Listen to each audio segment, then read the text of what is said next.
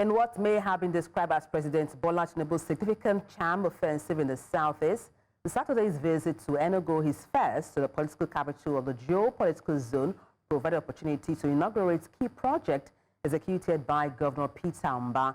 It also served as a platform for engaging with key stakeholders in the region. Notably, the visit saw the president defending his administration's flagship economic policy of removing petrol subsidies, saying it was necessary. And for more on this, we're joined live in the studio by a political affairs commentator, and that's Charles Ideho. Good evening. Glad to have you join me on the news. Thank you for having me. I mean, this is not the first visit, presidential visit to Nigeria. What do you think makes this one different? Well, it makes it different because it's happening in the Igbo country. That's the southeast.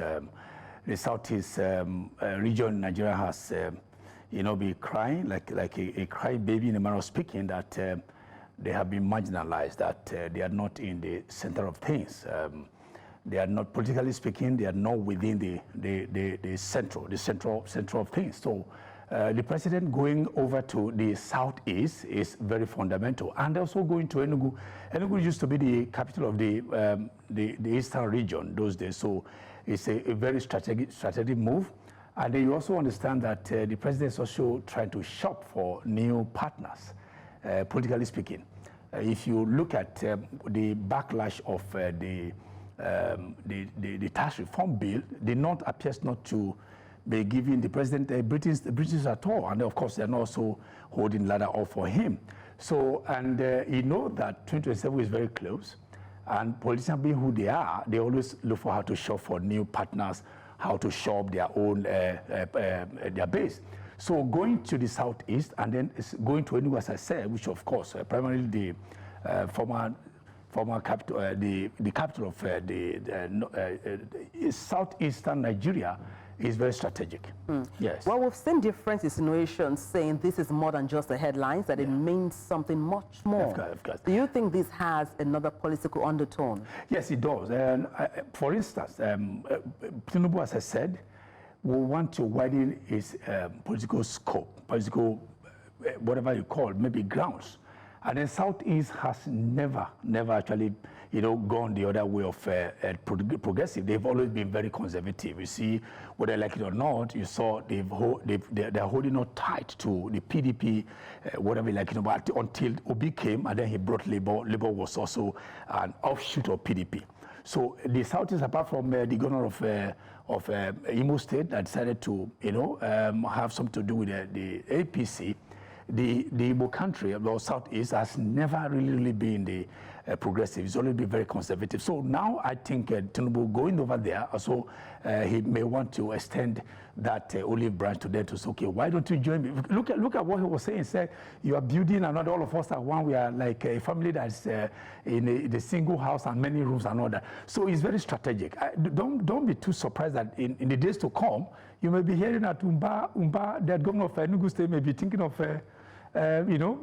crossing over to APC is not impossible in political equation of Nigeria. So I think that's exactly what people are saying. The political watchers, as I just said, I'm also a political watcher, and these are the things I think I'm seeing in my own crystal ball. It's a good thing you talked about strategy. Some Igbo leaders are insinuating this visit to Enugu State may, in fact, impact the release of Nnamdi Kanu.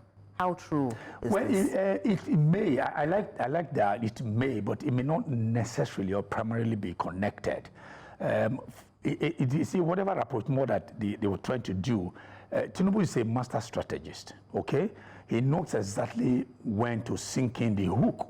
Nnamdi Kanu's matter may not come immediately, but it may just be a systematic way of going. Well, first of all, let me see how to build a bridge between the east and his southwest. As I said, he appears to be losing ground in the north, so he may want new friends. I mean, what's stopping him from getting to the southeast? And he also has friends in the south. So south with 6 states, southeast with 5 states, that's about 11 states. So if he's able to build those bridges that are very, very germane to his political structure, I'm sure he will do it. But Nnamdi Kanu may not necessarily feature now in the first stanza of Tinubu's inroad into the southeast. Now, talking about the southeast, you may recall that as soon as Peter Oba assumed office, he went visiting the president, Bola Ahmed Tinubu. What do you think that visit signifies? Well, it signifies that the southeast may want a shift from their traditional way of playing politics of the republicanism. They say, okay, for instance, they will tell you they don't have a leader. There's a saying in Igbo that Igbo is lazy, meaning that Igbo doesn't have any leader they defer to. Okay, so if you also go to the south, you also, I'm sure you must have heard of this issue of autonomous community. So they all want to be autonomous. So rather than build, a very strong region like you see in the southwest. When you mention certain things, you see the Yoruba nation coming together, but it's not like that in Igbo land. Okay, so Peter Oba, yes, even though he's from PDP, PDP, the house of PDP is a shambles, and in manner of speaking. So Peter Oba will also want somewhere to rehabilitate. If you call it rehabilitate, I don't think I'll be wrong. So somewhere where he can get a foothold, a stronghold, politically speaking, because he is coming in for the very first time as the governor, okay? So he may want something for the future. So if you look at PDP may not be able to offer him that strength that it will require for him to build a very, very strong political future. So APC may just be a vehicle for him to use. So that's why when you saw that first visit and then also extending this invitation to the president of the APC, even the president of Nigeria, but Peter Oba is of the PDP. So it doesn't happen every time for an inter-party invitation to happen. So, but you're seeing it. He visited, then he's now extending a visit of, okay, you come to our place. And if he knows Tinubu is not, he calculates what he does. So it doesn't go everywhere every time. So going to the southeast, not going to where he has Imo State is an extension of the APC. So, but he has not gone to Imo State. But how come Tinubu is starting with Enugu State that is not within, not his kitty? So one would have expected he's going to start from Imo State, which is of course an APC state, but he didn't do that. He's going to Enugu, like the PDP that is supposed to be an enemy party. So you can deduce that he has a lot of things that he wants to do with that. And now from the south, let's talk about the northern region of Nigeria. We have seen agitation from some northern leaders kicking against the tax reform bill.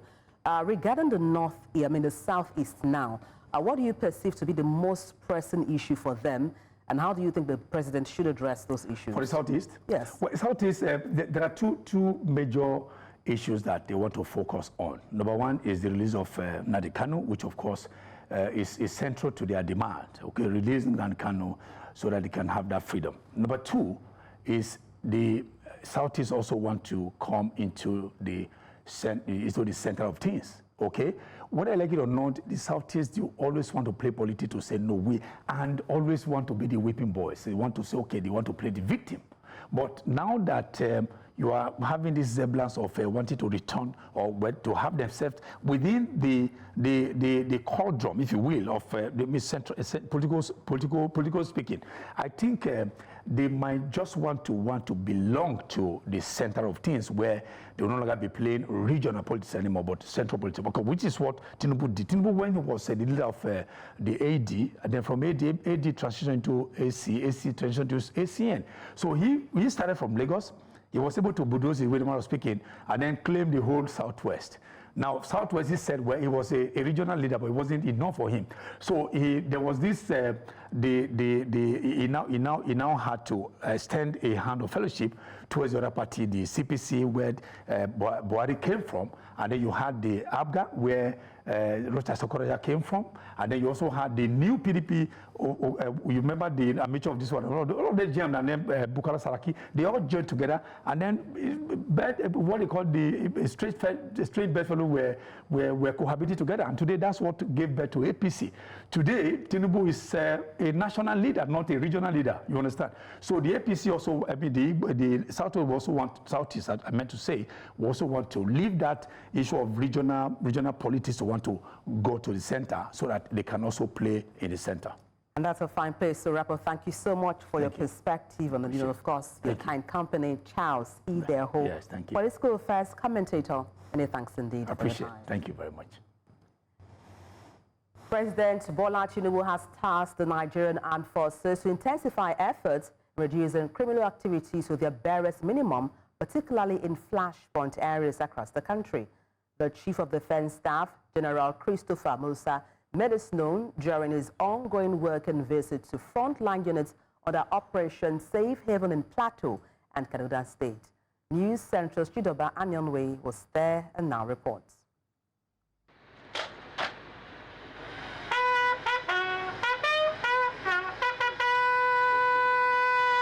It's been a week-long working visit by the Chief of Defense Staff to Kaduna and Plateau states, where he has consistently emphasized team spirit among troops, improved welfare, and greater dedication to duty.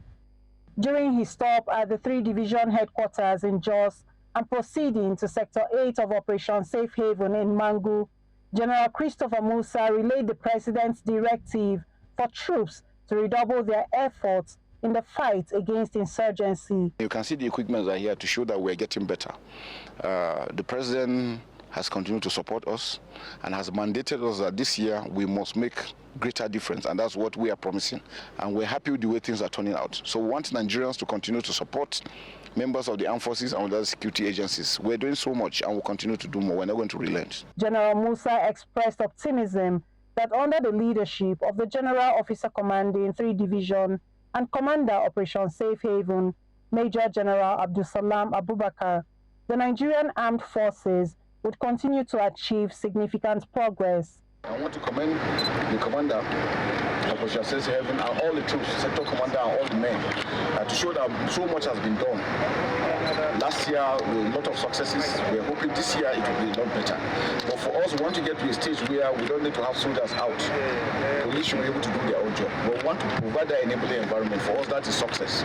The visit also featured a display of recovered arms and ammunition previously in the wrong hands. He assured that measures are being put in place to ensure manufacturers focus their efforts on positive contributions to national development. Chief of Defense Staff, Armed Forces of Nigeria.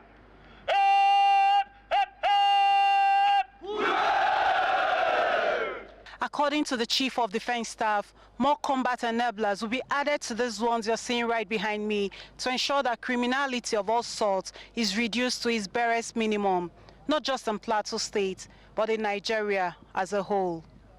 In Mangu for News Central, Chizoba Anyonwe. Still in northern Nigeria, respite has come the way of farmers in Ondo State as Governor Professor Babangana Umar Zulum has announced the state government will subsidize the cost of petrol for farmers in communities affected by Boko Haram insurgency. He made the announcement in Bama town during the launch of farm input distribution to over 5,000 farmers recovering from years of displacement caused by insurgent activities. Our correspondent Umaru Kirawa tells us more. Farmers, community and traditional leaders gathered at the Shehu of Bama's palace, a location once inaccessible due to Boko Haram's control over the town. The government distributed agricultural inputs such as solar-powered water pumps, improved seeds and fertilizers among other essential items. One of the major challenges that is facing the farming communities here as regards irrigation farming is the increasing cost of fossil fuel. And therefore I want to announce to the general public that government will procure petroleum products and sell to the farmers at a subsidized rate. A liter of petrol is being sold in Maiduguri at a cost of about 1,200 naira. But inshallah, henceforth, for irrigation farmers, for this farming season, a liter of petrol will be sold at the rate of 600 naira. Government is ready to invest an amount not less than 1 billion naira for this purpose. The governor highlighted that a similar initiative carried out in 2024 in Damasak, Mobar local government area, significantly boosted food production and enhanced livelihoods. Solar water pumps is 380 units of solar water pumps, 1,000 units of knapsack sprayers, 800 rolls of 2-inch flexible hose, 1,000 liters of pesticides. So far, so good, about 100 tube wells were drilled. But inshallah, another 250 tube wells will be drilled for irrigation purposes. Inshallah, more than 5,000 farmers will benefit from this scheme. Stakeholders applauded the initiative and encouraged farmers to use the provided resources for their intended purpose. The resettlement of neighboring towns and villages, the government stressed, is essential to ensuring sustainable livelihoods for displaced persons. If this initiative succeeds, large-scale farming will become a reality, ensuring food security across the region. In Bama for News Central, Umaru Kirawa. Time for a break. When we return, oil marketers urge federal government to privatize refineries. Details shortly. Join us again. Thank you for staying with us. 10 people have allegedly been killed and many others injured in a violent clash between villagers and Fulani settlers in Jigawa State. The incident reportedly began when a group of suspected miscreants broke into a shop in Gululo village, Mega local government area, and stole goods.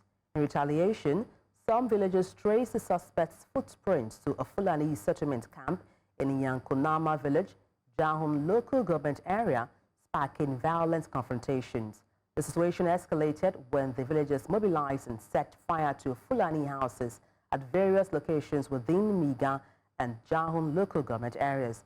The State Police Regulations Officer, Lawan Adam, confirmed the incident and stated investigations are ongoing. Still talking security matters, 2 police officers have been confirmed dead following a gunfight with Lakurawa bandits who attacked a Alhaji Lawa block farm and nearby Fulani settlement in Natsini village along the Agungo-Gangiwa road. Now, the Kebbi State Police Command confirmed the incident in a statement issued by its Public Relations Officer, Nafi Babakar. According to the statement, upon receiving a distress call, a team from the Police Safer Highway Patrol Unit swiftly responded and engaged the bandits in a fierce exchange of gunfire. The bandits were eventually forced to flee into the forest with gunshot wounds. The police also successfully recovered some of the stolen cattle.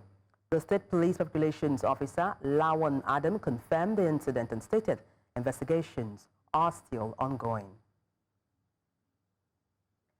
Prominent human rights lawyer Femi Falana says former President Umaru Yar'Adua rejected the sale of the Port Harcourt and Kaduna refineries to a consortium led by Dangote Oil because his predecessor, Olusegun Obasanjo, failed to follow due process in the transaction. On Thursday, Obasanjo said the late president turned down a $750 million offer from Aliko Dangote, chairman of the Dangote Group, to manage the Port Harcourt and Kaduna refineries in 2007. He ordered that his administration had plans to tackle the challenges faced by the Port Harcourt, Warri and Kaduna refineries during his tenure. However, Falana in a statement countered this narrative, saying Obasanjo had sold a 51% stake in the Port Harcourt refinery to Blue Star Oil for $561 million. He added that Blue Star Oil was a consortium comprising Dangote Oil, Zenon Oil, and Transcorp. Earlier, we were joined by an energy expert in person of Nick Agule to shed more light on this conversation. Which was President Obasanjo's last year in office, as he was serving his second term. There was a flurry of activities in terms of privatization, specifically the refineries. And he sold stakes in the Port Harcourt and Kaduna refineries. And just as Femi Falana, the renowned senior advocate of Nigeria, has said, the Council of Privatization, which the Vice President was the head, was charged with the responsibility for doing that. But let's not forget that in Nigeria, the office of the Vice President is not an office on its own. That is an office that is jointly held with that of the president. There are places where the vice president can be elected on a different party platform from the president, but that's not the case in Nigeria. The powers of the vice president are resident in the powers of the president. So even though the Privatization Act did say the vice president is the chairman, it's not to say that the president, using his executive powers, couldn't have presided over the privatization of the country, of the country's government-owned enterprises. But that be as it may, we know that in the aftermath of the privatization, which was at the twilight of the Obasanjo years, a lot of agitations happened thereafter, where people thought that the refineries were sold for cheap, and they went on strike. Summer strikes may also be coming the way of the Ogoni this year. Now, that's because the Project Coordination Office of the Hydrocarbon Pollution Remediation Project has announced that several key projects in Ogoni land are set for completion this year. In a statement on Friday, the project coordinator, Nenebarini Zabe, outlined high-preps plans, which include soil and groundwater remediation, shoreline cleanup, and mangrove restoration. Zabe highlighted that a socio-economic study of Ogoni land would also commence, alongside advanced research into West African bloody cockle spatch production and field stock and trials to support local livelihoods. Additionally, he revealed that high-preps will initiate a 3-year public health study focusing on human biomonitoring in the second quarter of 2025. Other initiatives include characterizing high-risk sites for remediation and conducting a carbon stock assessment of mangrove restoration areas, among other efforts aimed at sustainable environmental and economic development. Earlier, the Executive Director, Advocacy Center, Dr. Fineface Dumnanamene, who shared his perspective on this, had this to say. The report also talked about the fact that the Ogoni struggle, for which the Ogoni leaders were killed in 1995, November 4, were true.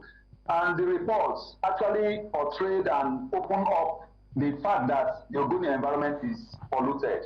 Benzene, which is a cancer-causing agent, was found in Ogoni land's water body, underground water, 900 times above World Health Organization recommended standard. It was also found that the entire water body of Ogoni land has been destroyed by hydrocarbon over multiple years of oil extraction that happened in the area. So all of this put together, UNEP recommended that the Ogoni environment will take between 25 to 30 years to clean up. And so far, since 2011 that the report was released on August 4, the cleanup did not take place until 2016, when the former President Muhammadu Buhari flagged up the project in that year, 2016. So by 2017, the project and act of cleaning up Ogoni land actually started in earnest. So if you check how many years have been spent so far, it is less than 10 years, since the project commenced. And we still have over 15 years to 20 years, to go in order to really restore the Ogoni environment, especially the shoreline, where we have major environmental pollution. I think they should follow the implementation of the UNEP report according to how UNEP has recommended it. There is every step that UNEP has put out there in the report that should be holistically followed, with a few and pockets of reviews, because a lot of time has elapsed. So for us to really have sustainability in the environmental remediation process, there must be a kind of the cleanup agency, that is IPRES, must bring in stakeholders, including UNEP, should be part of this process. But we recently heard that UNEP has moved and pulled out of the process as a result of some things that are happening that they are not comfortable with. But they need to follow this process systematically and ensure that the environment is being remediated, the report is being implemented in such a way that they follow the laid down procedure of UNEP in that report, because they're the experts here and they have recommended what needs to be done, how it should be done, and where it should be done to carry out this process. That is why they recommended that for the first 5 years of the project, $1 billion should be released. Oil marketers have urged the federal government to privatize state-owned refineries, promote competition, enhance transparency and accountability, and invest in infrastructure to improve operations in the downstream sector of the petroleum industry. The marketers also called on the government to enforce local content development, ensure the effective adoption of compressed natural gas by 2025, and address the issue of petroleum product smuggling. Under the umbrella of the Petroleum Product Retail Outlets Owners Association of Nigeria, the traders further appealed for prioritized access to crude oil and a ₦1 billion grant to support 10,000 businesses affected by removal of fuel subsidies. In a statement signed by its national officers, led by National President Billy Gillis-Harry, the association highlighted key achievements in 2024, including the regulation of the sector, rehabilitation of Port Harcourt refinery, and the commencement of operations at the Dangote refinery. The secretary to the Ondo State Government, Oluwatuyi, popularly known as Tukana, has passed away. Oluwatuyi died on Saturday at an undisclosed hospital after being hospitalized following a road accident along the Ife-Ibadan road on 19th December 2024. In a statement on Saturday, the State Commissioner for Information and Orientation, Wale Akilosotu, confirmed the SSG's death. He described Oluwatuyi as a dedicated public servant who served the state with distinction. The commissioner added that further details about the memorial arrangements will be announced in due course. Oluwatuyi was appointed secretary to the state government by Governor Lucky Aiyedatiwa on 24th January 2024.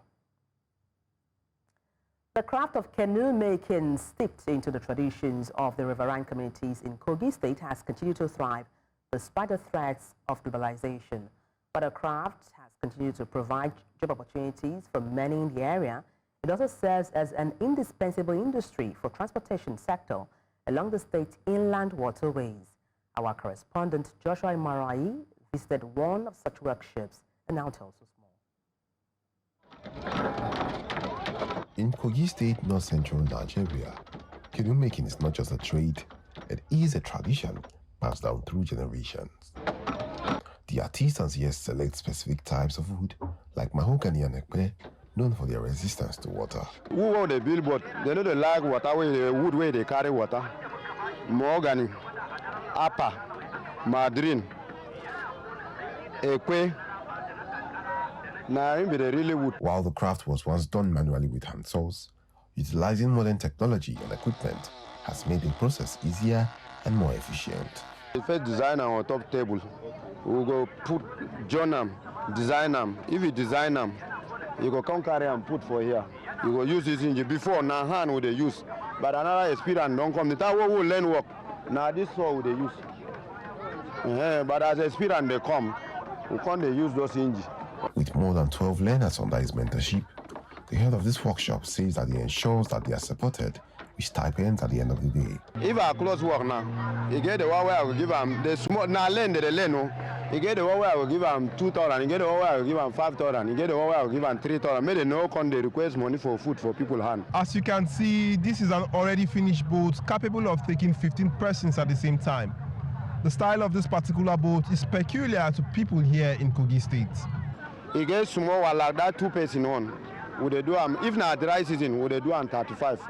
But rain season wood they hard, would they do 40,000. The way they carry 2 person. You get the one way they carry 5 people, they do 60,000. It different 10 person the money there now, so they different. As you see motor being now, so they be. Remains an essential part of the life of citizens. It is a tradition that not only supports communities, but also shapes the future of young artisans through skillful training and mentorship. Thank you for staying tuned. 5 civilian volunteers working with the army in Burkina Faso were killed this week in an attack in the western part of the country. The volunteers, recruited locally, are provided with weapons and undergo 3 months of training. They may operate alongside professional soldiers or independently. The attack sparked protests among locals who blocked the main highway connecting the region to the Togolese border. The blockade lasted several hours before being dispersed by the authorities. Terrorism first erupted in neighboring Mali in 2012, later spreading to Niger and Burkina Faso. Now, all 3 West African countries are currently governed by military hunters. Rwanda-backed M23 rebels have advanced closer to the key town of Masisi in eastern DRC, capturing the nearby Katale area. This development is part of the ongoing offensive, which has displaced thousands and deepened humanitarian crisis since 2021.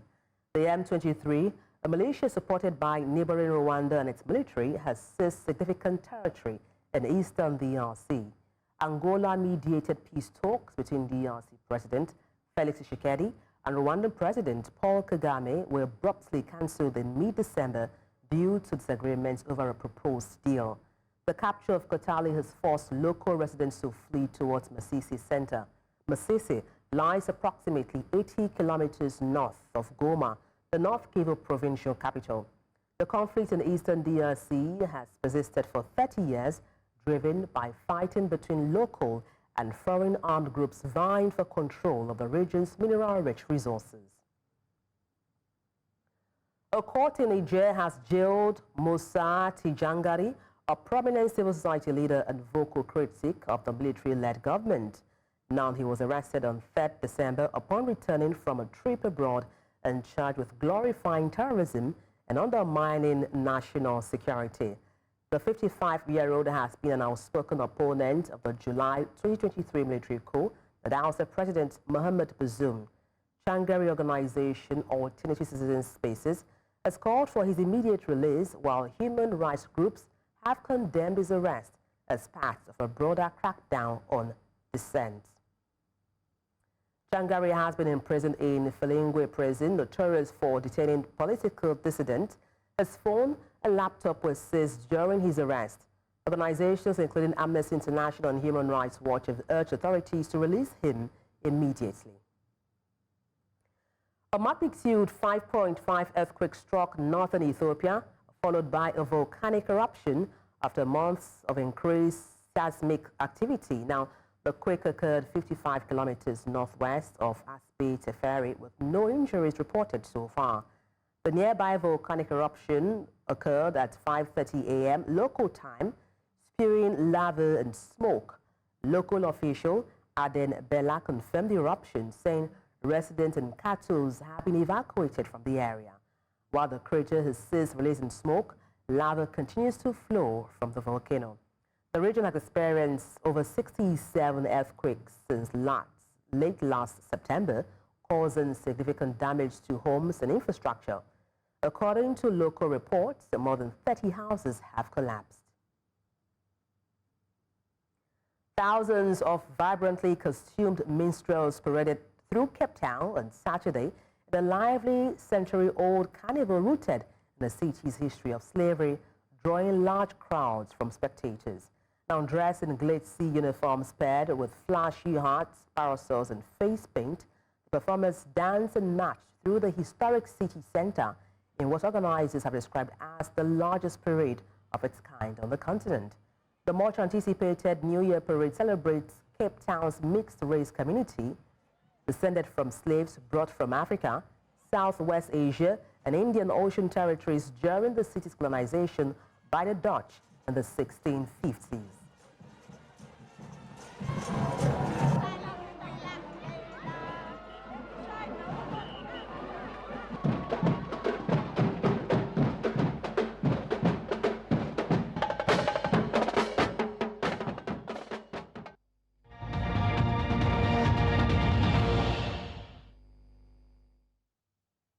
The New York judge overseeing U.S. President-elect Donald Trump's harsh money case has scheduled sentencing for 10 days before his 20th January inauguration, indicating he is unlikely to impose jail time.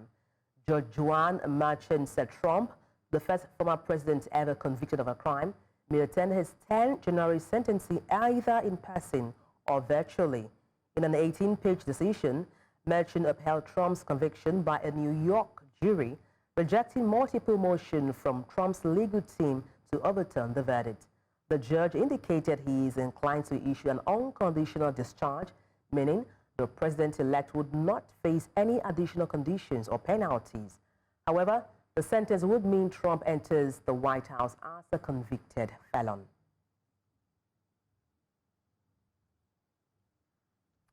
And 6 days of funeral honors for former U.S. President Jimmy Carter have been gone as a motorcade carrying his body passed flag-waving mourners on its way to Plains, Georgia for a final visit to his boyhood home. After a service in Atlanta, the 39th president, who passed away last month at the age of 100, will lie in repose for mourners to pay their last respect. On Tuesday, his body will be taken to the U.S. Capitol in Washington to lie in state. Flags across the United States have been flying at half-mast since Carter's death on 29th December in his hometown of Plains in Georgia. The state funeral officially commenced with Secret Service agents from his current and former protective details carrying his casket to the heirs, which began its ceremonial tour through Plains.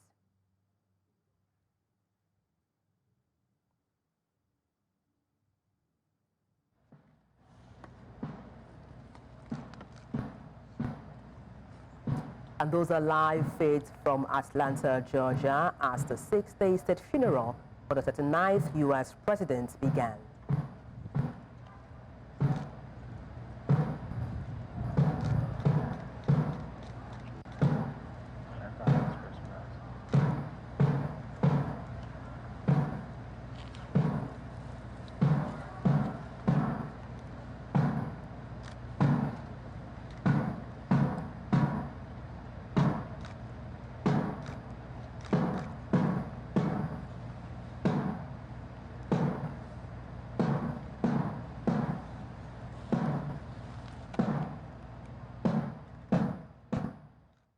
Let's join our business desk for today's news.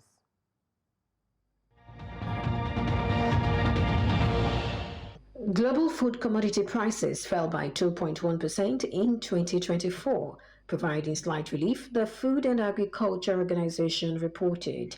Despite this decline, prices remain 26% higher than pre-COVID-19 levels, highlighting persistent inflationary pressures. The FAO Food Price Index, tracking international prices of key commodities, averaged 122 points in 2024, down from 124.6 in 2023.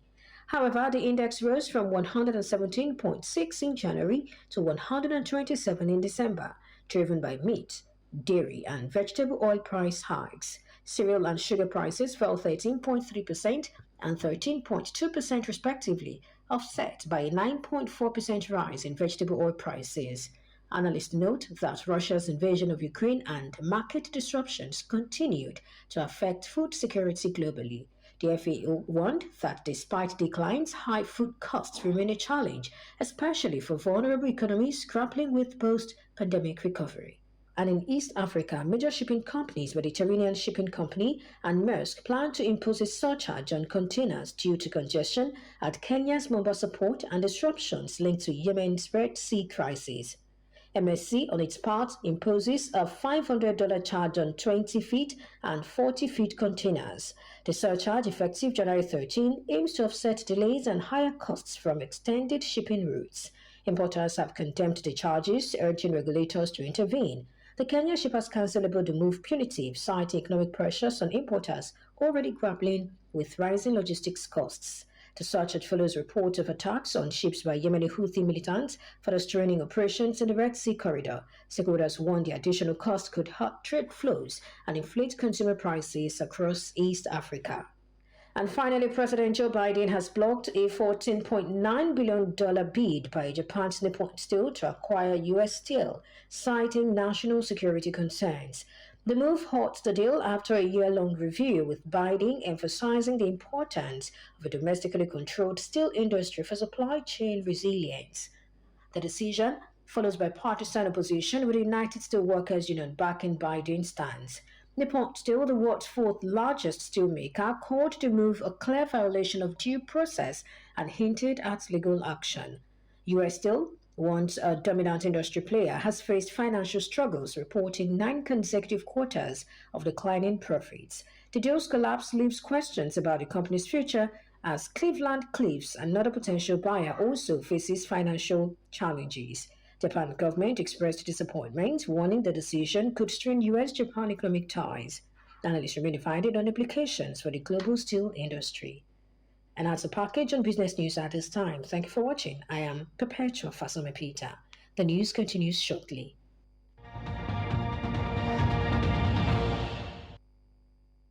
And up next is sports news.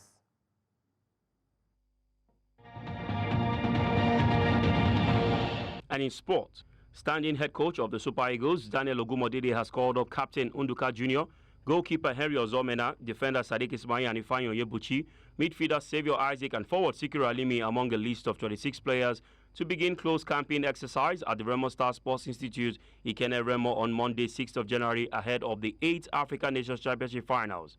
Goalkeeper Kayode Bankole, defenders Imo Obot and Steven Mayo, midfielders Musa Zayad, Rabi Ali and Papa Daniel Mustafa, and forwards Adamu Abubakar and Emmanuel Ogbole have also been invited. The Super Eagles B, for the first time ever in the qualification series, bumped Ghana's Black Galaxies to reach the final tournament after a 3-1 win in Uyo last week that followed the scoreless first leg in Accra 6 days earlier. Tanzania, Kenya and Uganda, who have been selected to jointly host the 36th edition of the African Cup of Nations in 2027, have been handed the opportunity to test run their facilities and operational efficiency with the African Nations Championship finals scheduled for 1st to the 28th of February 2025. Still talking football, the Football Association of Zambia, FAZ, has appointed Nora Haptul as the new coach of the Copper Queens on a 3-year contract. FAZ General Secretary Ruben Kamanga expressed confidence in Haptul's ability to build on the success achieved by the women's national team, including winning bronze at the WAFCON qualifying for the 2023 FIFA World Cup and securing back-to-back Olympic qualifications. Haptul, a former Swiss defender, has a distinguished coaching career, having managed SC Sand in the German Foreign Bundesliga and served as coach of the Black Queens. Her appointment marks a new chapter for Zambia's women's football. Bruce Wape, the previous coach, will transition to a new role within the developmental teams. The Copper Queens have already qualified for the 2024 WAFCON in Morocco. The South African Under-17 women's national team, Bantawana, will begin their quest for a third FIFA Under-17 women's World Cup qualification with a 2-leg tie against Gabon. The first leg will take place on Saturday, 11 January 2025 at Stade de la Rénovation in Gabon, with the return fixture for Saturday, 18th January 2025 at the Lucas Moripe Stadium in South Africa. Head coach Tombifuti Kumalo has named the 27-player squad for the qualifiers, many of whom played at the 2024 COSAFA Under-17 Women's Championship in December. Bantawana have previously qualified for the Under-17 FIFA World Cup in 2010 and 2018. The winner will face Nigeria in the second round in March. The 2025 FIFA Under-17 Women's World Cup will be held in Morocco, marking the first time the tournament is hosted on the African continent. And to wrap up sports update, Chelsea's struggles continues after a 1-1 draw with Crystal Palace at the Selhurst Park. The Blues started strong with Cole Palmer slotting home after a brilliant setup by Jadon Sancho. Palmer nearly doubled the lead but missed chances from Nicholas Jackson, and Josh Achepong on his Premier League debut proved costly.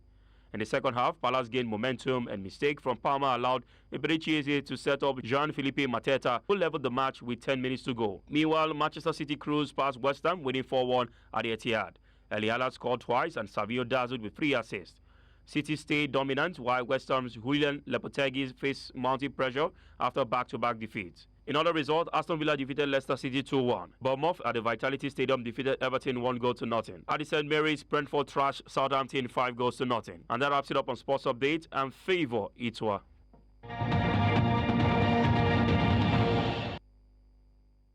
And that's all on the news. Let's take a look again at some of the major stories.